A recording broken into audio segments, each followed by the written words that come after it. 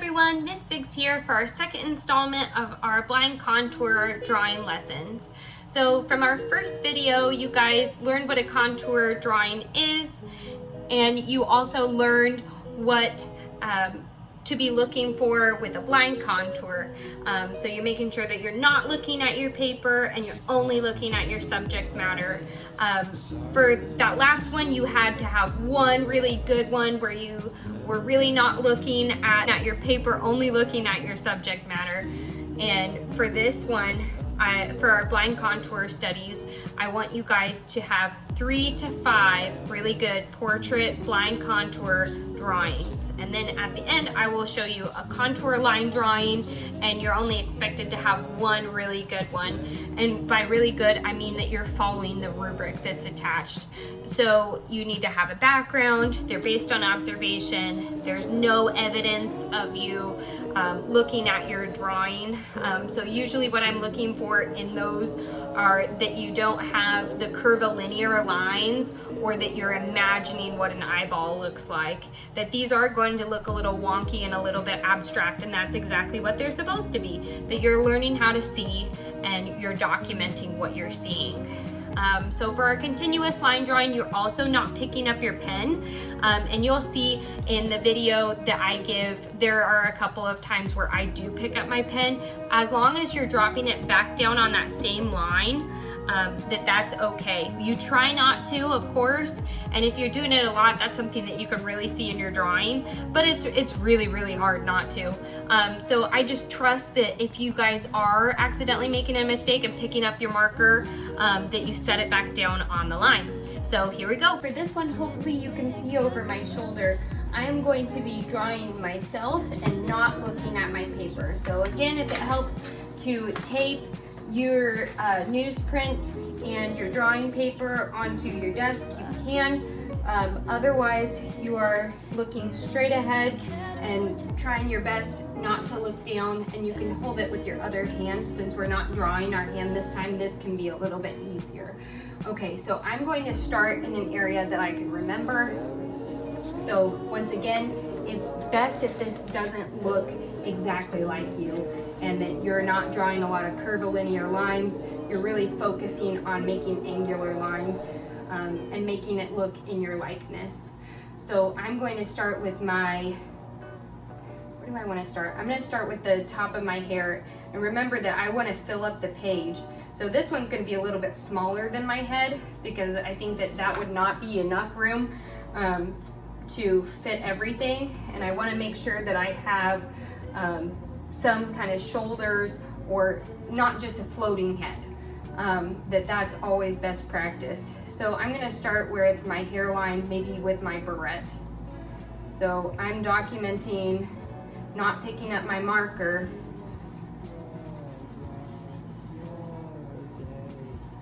And this is the edge of my face. I'm coming back down and around. I can connect my eyebrows to the edge of my face, come back down, map out my eyeball.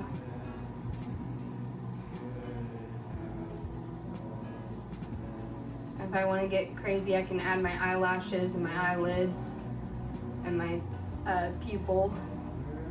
And then I can come back down around to my nose. I'm going to come down, mark in my nostril 1, nostril 2, come back up, and then I can get my other eyebrow. Remember, trying to slow down, making sure that my speed of my eyes that are tracing the contours of my face are also following the same speed as my marker. My mouth is a little bit open, so I'm going to draw it open. I've got kind of a shadow underneath here, so if I want to mark that in, I can, as long as I'm not filling it in or shading it. I've got a necklace here. I've got kind of, you can see like where my voice box is, which lots of women don't have, so I'm kind of lucky in that way. Got kind of Adam's apple situation. That's okay. It comes back down, making sure that I'm giving myself some kind of shoulders.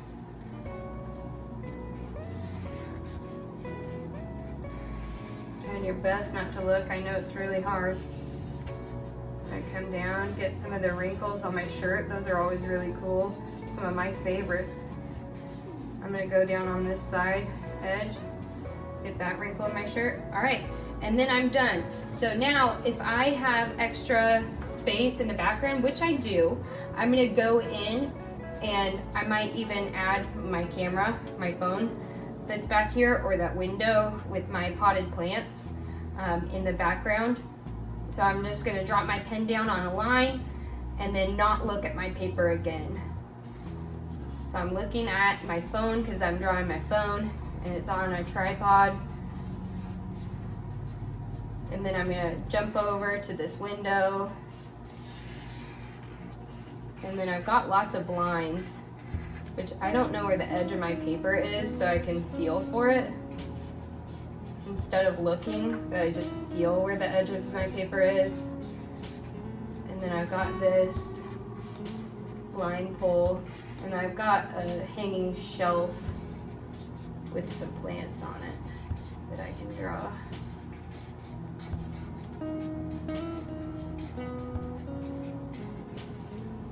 All right, and there it is. So it doesn't look exactly in my likeness, and a lot of the lines are not curvilinear. So this is for drawing number 1. And if you want to do this in Sharpie pen, you can. That this is just easier for my demonstration for you to see. So I think that some of these would be really successful if you did these in Sharpie pen. Because then later, when we go in and add some different shading techniques, which we will do, that we can get more details. Now, for these, I'm gonna ask you guys to do 3 to 5 of these. So one of them you'll choose to do another person, okay? So maybe it's a sibling, maybe it's a cousin. So you can put a textbook or something, make sure that you're really protecting it if it's a textbook, because see, even one regular, this is a regular sheet of typing paper, but that's not enough. See, it bled through onto my newspaper. So use other paper underneath if you need to. And then I will, so 3 to 5, and they have to be really, really good. Make sure that you're not looking, that your lines are curvilinear and that it fills up the page. Those are the things that I'm looking for. All right, this is a blind contour drawing that I have just sped up for you guys to see, since the other one, my shoulder was kind of blocking it. I'm still working on getting some camera angles for you guys to be able to see better. Also, please note that out of the 3 to 5 blind contours that you do, I would like for at least one of them to be of someone else.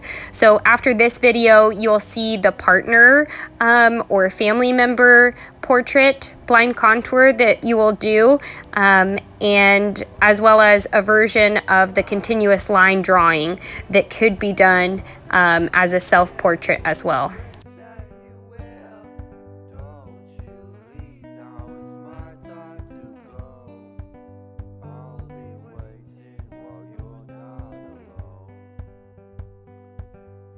All right, get your model where you can see them really well and that they feel comfortable to sit for a little while, and that they're not going to be moving a lot, and so that you can't see your drawing. So I kind of turn my body, and that works for me. But if you need to put a piece of paper over your hand or something and that works for you, then you can do that way.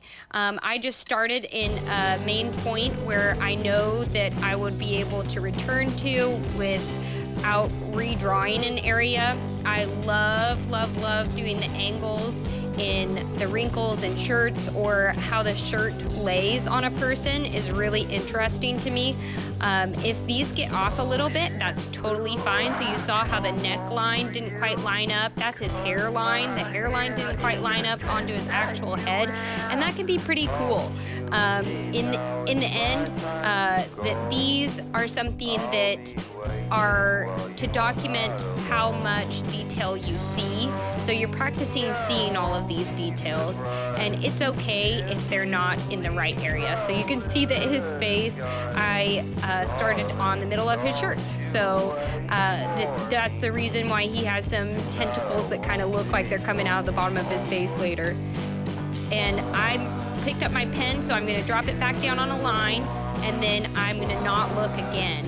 And that's really, really important to continue doing a true blind contour, is that if you accidentally look, or between shifting from your foreground, the person that you're drawing, and the background, it's important that you drop it back down on a line. So here is this is also called a modified blind contour. So you're really looking at applying what you learned in the blind contour drawing. So you are looking at your figure a lot, or your model.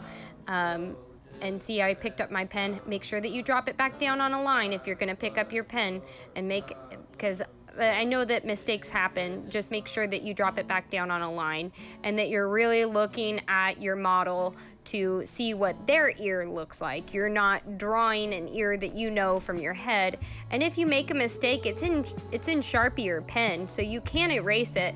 You're just going to draw over that line darker so that it's more correct. The more correct line is the one that you'll see. And so the angle of this person is a little bit different than the angle that you can see. So what I can see, I'm gonna post the picture of before we started from my viewpoint of my model Keith, and that he is sitting so still and patient. Make sure that you're reminding your model. Sometimes it helps to tell them what you're drawing. So if I am drawing the background where the couch intersects with his head, I can say, okay, you can relax your eyes and your mouth because I'm drawing the background, but please don't move your head.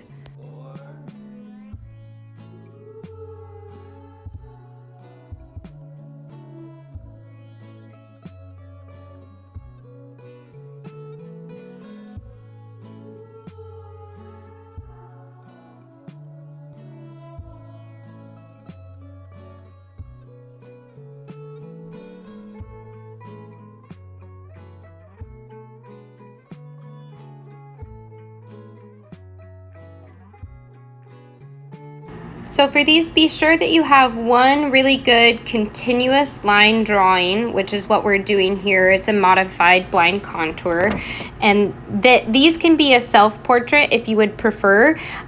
Just be sure that one of your finished drawings is a partner drawing. So a willing participant, a family member, a classmate, some time that you have to sit down and just draw someone else, because we look at our faces so much that it's kind of more of a challenge to look at someone else's for a little while. And be sure that you're not picking up that pen.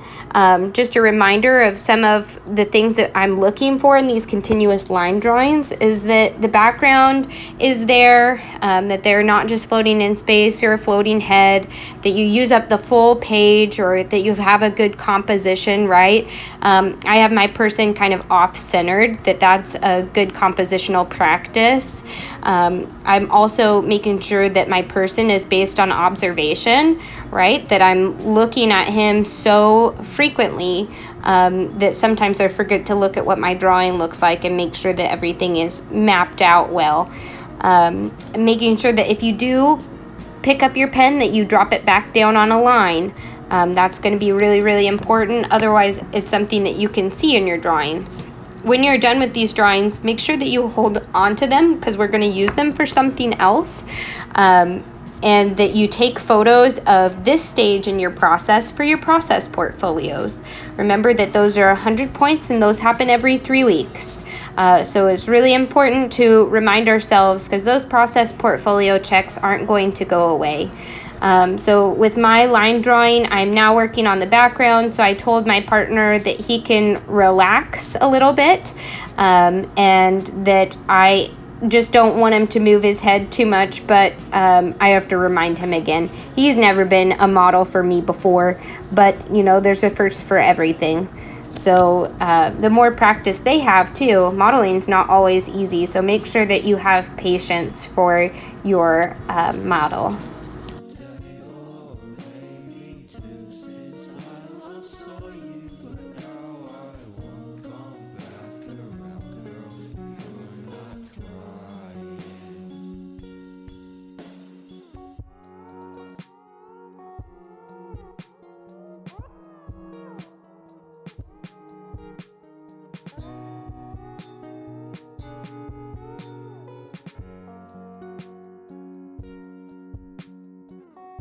And for this one, I just tell him, hey, okay, I'm gonna start working on the blinds in the background, so you can go ahead and get up and come watch me draw if you'd like.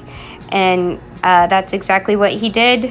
The blinds, super tough, but I know that they're a background addition, so they're not gonna take up a huge amount of my energy. Congrats on finishing your blind contour and contour continuous line drawings. Be ready to screenshot this slide so that you know what's expected of you. Have a great rest of your day. Take care. Bye.